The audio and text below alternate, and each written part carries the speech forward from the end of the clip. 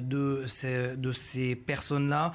Les sites francophones pro-Daesh sur la toile correspondent à 2370 sites pro-Daesh francophones. Il y aurait, selon les renseignements français, la DGSI, c'est-à-dire les renseignements intérieurs, plus de 41 000 tweets pro-Daesh par jour en France et sur la toile et dans le monde.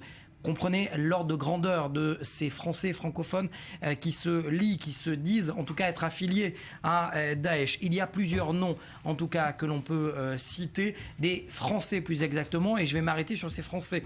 Il y a Selim Bengalem que vous venez de voir à l'écran. Selim Bengalem, c'était véritablement l'un des premiers arrivés sur place qui était le geôlier des 4 journalistes français détenus en Syrie avec Mehdi Nemmouche. Mehdi Nemmouche aurait déclaré dans plusieurs de ses vidéos, lorsque l'ordre m'était donné de cogner ces journalistes français, l'ordre venait de Selim Bengalem.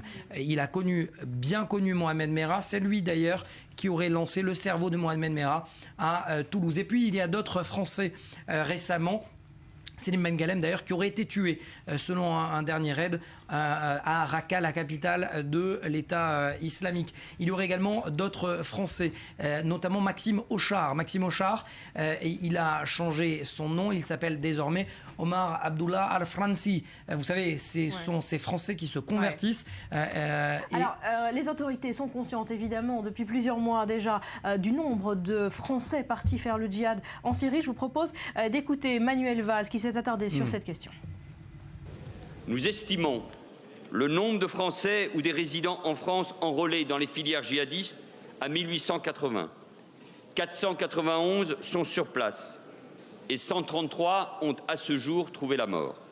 Et de plus en plus au travers d'actions meurtrières sous forme d'attentats suicides.